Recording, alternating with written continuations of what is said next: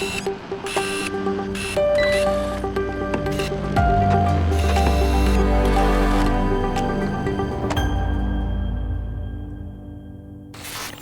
welcome back everybody to another edition of DirectConnect with Archer. I am Steve Parker, your host for the day. And today we have a fascinating, exciting, wonderful topic that you're all going to be greatly interested in, I'm sure. We are going to discuss why documentation of processes and procedures matter. Brian, does that sound exciting to you? It does. I get excited about process and procedures for various reasons. Awesome. And for those of you who are just let down by that introduction, okay, I'll admit maybe processes and procedures aren't the sexiest topic in the world, the most exciting thing in the world, but they are important and they do matter for a variety of reasons. And I have some written down for notes, and but I'm going to kick it over to Brian.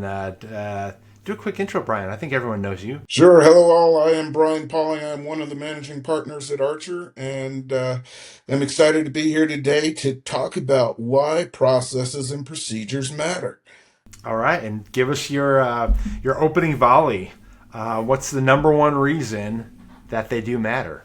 I think first and foremost, processes and procedures matter because they ensure that a particular action or task is completed accurately, consistently, and timely. If you can get those three things, and you can't have one without the other. If you're accurate but you're not timely, it really doesn't matter. If you're timely but you're not accurate, the example I use there is going to the bank or calling the bank and saying, "Hey, I'm at a store and I'm trying to process a transaction, but it didn't go through." Well, although I have the money in the bank and they say, "Yes, you have the money in the bank," but they don't tell me that for 3 hours. Well, they're not timely, so it won't matter because I've gone from the store by then. Uh, but if they're timely saying, "No, you don't have the money, but I actually do," then I didn't make the purchase that I wanted. So accurate and timely have to be together. And then, consistency just gets thrown in there. They say it's not practice doesn't make perfect, but accurate or good practice makes perfect. So you've got to have all three together. I'm gonna throw out my first one that I had written down. Uh, it's required, and you and I kind of come from different aspects of the NERC reliability world. I, of course, deal in NERC CIP almost exclusively, and you're one of our NERC O&P side experts. In the CIP standards, not every requirement, but boy, nearly all of them in the requirement says that you will have documented processes, procedures, plans, programs, whatever it is, right? The requirement for documentation is explicitly in the requirement. I think that's the case for much of the O&P side as well. So what's your thoughts on that Absolutely. from an O&P perspective? Yeah, it is. From the O&P side of the house, it's pretty much the same. You have to have a process and procedure. I mean, that's usually R1 of each requirement is you have a process or a procedure that does X, Y, and Z. Why does it matter? Well, it's required, right? So the standards are in there, and I think they're required for good reason. We can continue talking down. You, of course, introduced this concept of accurate and timely. So requiring in the standards that you develop a process, a big part of that is making sure it is accurate and it is timely. Things that have to happen. And CIP and O&P, of course, are different worlds in many ways, but related in many ways. Making sure things happen accurately are important. On the cybersecurity side, things have to happen. We want to make sure they're done correctly. Access provisioning and configurations and things of that nature. We also want to make sure they're timely. We have on the SIP side, of course, we have a lot of requirements that are time bound. They're either Absolutely. periodic in nature or there are specific events that happen where we have a certain amount of time to do something. Thinking of, examples are just bouncing all over my head. We have the periodic requirements. We have annual, we have quarterly, we have things that are monthly, some biweekly. We have, you know, 24 hours for account revocations, things of that nature. On the O&P side, similar, correct? Absolutely. Some of the SIP side of the house that I keep thinking about are the 35-day requirements. You know, you have 35 days to do your assessment. You have 35 days to do your patch management. On the O&P side of the house, you have, you know, oftentimes it says you have 45 days to respond to a request. You have 90 days or 180 days. You have to do a CAP within 150 days. CAP being a compliance, a corrective action plan. And so, yeah, there are requirements that are time bound, and failing to meet those time responsibilities or time obligations are, you know, automatic violation. Uh, and then how far beyond that time that you know, you've missed determines how much of a violation it is. Is it a compliance exception, or are you paying penalties, fines, and sanctions? Yes, timing is very important. So uh, another one that I wrote down why it matters, and I want to get your opinion on this. I think that the process of documenting the process is extremely valuable because a lot of times you think you have a process or somebody thinks they have a process or maybe you do, but everybody has a different idea of what that process is. So putting it on paper, it's a lot like in the legal world. You know, when you put a legal agreement in place, it's usually not because you don't trust the other party or you think they're going to sue you. It's to ensure that you are agreeing on, you both understand what you're actually agreeing to, and you're on the same page, so to speak. So in developing the processes, you one have to figure out what you're actually doing. You have to talk with people to figure out what they're actually doing, and then when you put it on paper and get it reviewed, everybody can see, oh yeah, that's what we're doing. Or wait a second, that's not what I said. Or did I say that? That's not what we actually do, right? So, That's right.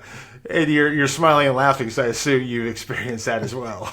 Absolutely, absolutely. You know, I wrote down processes and procedures are really great for everyone. And I know a lot of people hate documenting processes and procedures, but when you have documented process and procedures, your operators or engineering team or, you know, your transmission planners, whoever they are, the staff knows what's expected of them and what they need to do, and so they can do those things. And then the compliance team, they like it because they know what's supposed to be done and that it's actually being completed or and being completed correctly and accurately, as we talked about earlier. And then your auditors come in and they like it because they know what they can verify and how to, you know, get the evidence they need quick in and out, and they're able to, you know, finish their audit without a lot of questions and RFIs and headaches and things of that nature. So processes and procedures, in my view, are really good for everyone, all the way around. And I know a lot of organizations, you know, don't or team members don't want to take the time it takes to do the processes and procedures, but they really are good for everybody. Yeah, it's a bit of work to put them together. And my third item, I think you've kind of already hinted at it, and I wrote down consistency. You talked about accuracy, and you talked about timeliness. I think consistency overlaps a little bit with those thoughts, but as you were mentioning, you have that documented process that people are following. If they're all following that process, they should be doing the same thing in the same way, and you get that consistency, which is important in audits, right? Auditors hate inconsistency. They like to see the same things happening in the same way, Yeah. in the same manner. Inconsistency is kind of a symptom or a red flag that hey, something might not be right here. Yeah, I agree, Steve. You know, with the right processes and procedures in place, that consistency just happens and it becomes a routine rather than a worry, right? And so, as the compliance guy going out, or whether you're the boss or whether whoever you are in the organization, if you decide, you know, hey, I'm going to go check on something today, this particular compliance activity, you really don't want to go out there thinking, what am I going to find today? Right? Will it be different than what I found yesterday or a month ago or 2 months ago or a year ago? You want to be able to go out there knowing exactly what you should find and how, and that it be there. Right. So it should be, a friend of mine says, this should be really boring. It should just be go out there and do what you're supposed to do, know what you're supposed to expect, have the evidence you're supposed to have, and it should be a routine, something that just happens versus Wheel of Fortune. What's going to happen today? Wheel of Fortune, yeah, I can go. Is it the $1 million slice or is it the bankrupt? And you notice they put that $1 million right between the two bankrupts. That's right. And it's a pretty good metaphor actually, because without good processes, you're basically spinning the wheel and hoping you're going to get lucky, and most of the time you don't. Yeah, Exactly. you land close, but not quite. There's another one. Staff changes. So whether it's new staff coming on board or staff getting rotated through, and I think we've all been in that position where you get put into a new place, whether it's a new job, a new role, a new client in our world or whatnot, and there's a learning curve, right? And if you don't have that documentation, it really steepens the curve, because now you're playing that game of telephone, where the current people, they whispered in somebody's ear and they whispered in somebody else's ear, and over time you can get a lot of divergence, I think, from what is actually going on. So, what are your thoughts on that? You mentioned divergence, and the word that I like to use, and we've used in several of our audit reports and engagements, is compliance drift, right? And without a solid process and procedure, like you said, that telephone game happens. Oh, this is what I thought I was supposed to do, or this is what I heard that you said, and you forgot three steps or one critical step. And so you're doing battery maintenance, you've done the internal resistance testing, but you didn't do the end-to-end test. And you went from battery to battery to battery to battery, terminal to terminal, but you didn't do the, battery one terminal to battery 59 terminal. And so it is important to, ensure that you're not playing that telephone game and that you have a solid understanding. It really does ensure that it's not a what am I going to find today type of situation, but you know exactly what you're gonna see. Well, my number five, the last one that I had, I actually have a number six, but I think it's redundant. But number five is a fun one, and that's audit evidence. And of course, it's been quite a while, but I did sit on the audit side of the table, and I know you've been on the auditee side of the table, and we might have actually been sitting at the same table at one point in the past on That's opposite right. sides. So fond memories of that experience, and the process is, from an auditor perspective. I usually start with those, because the documentation that tells me what the entity claims they are doing, what they intend to be doing, and you can evaluate that. And if that looks good, then we start off on the right foot, right? So, okay, they know what the requirement is, they understand the requirement, they've put together a great process that addresses the requirement. Now we just got to prove they're doing it, and that's a whole nother topic. But if you at least start off with that state where, yeah, you appear to be doing the right thing or intending that, that's great.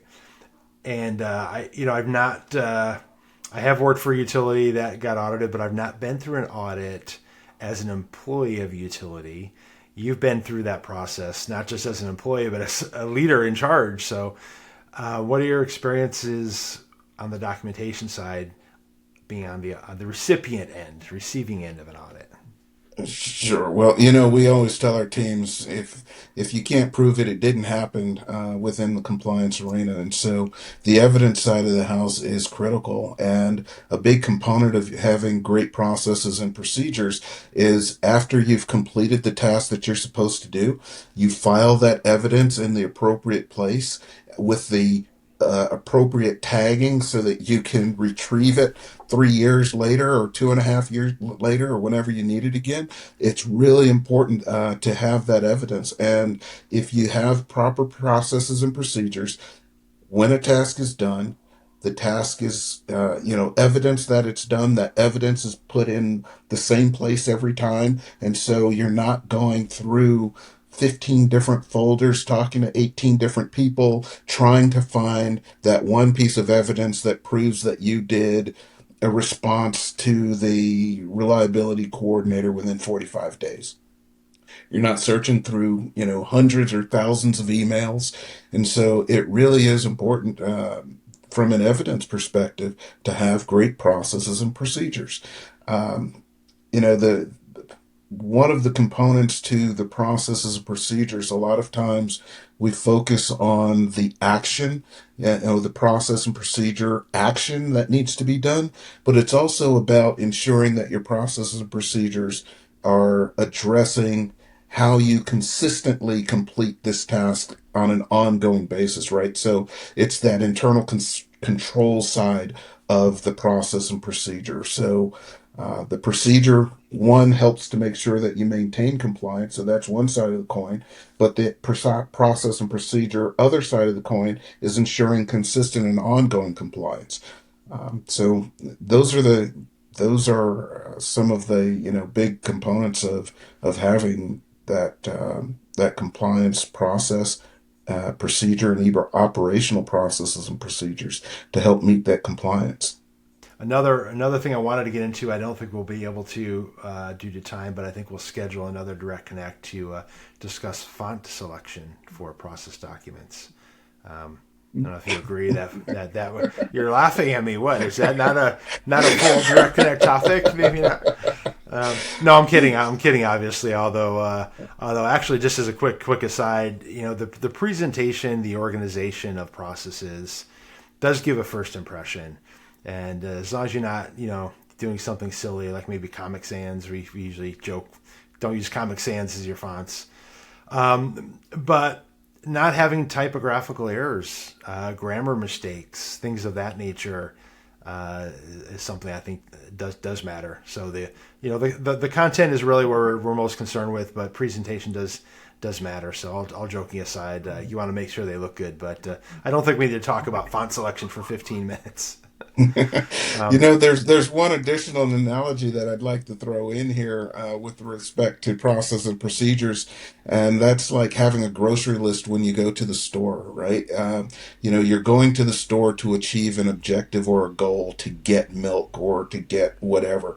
And with a process and procedure, it makes sure that you get that milk. It doesn't mean that you can't, throw some cookies in the basket or some ice cream in the basket or etc. But it makes sure that when you leave, you go home and you don't get home and go, "Got it, I forgot the milk." And so that's what the processes and procedures really help to do. They make sure that you achieve the objective, the stated goals, and that they're done on a consistent and accurate, timely basis. That's a great analogy. I think many of us have gone to the grocery store for a gallon of milk and come back with $50 to $100 in groceries and no milk, and had to answer to the auditor at home or whatever the case may be. That's right.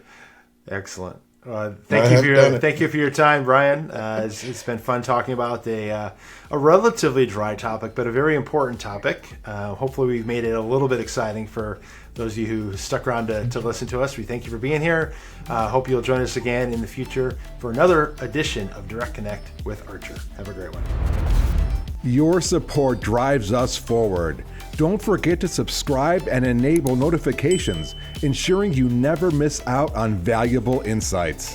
When it comes to safeguarding your business, Archer is your trusted partner. Explore our robust solutions at archerint.com. Get in touch with an email or phone call and fortify your company's defenses.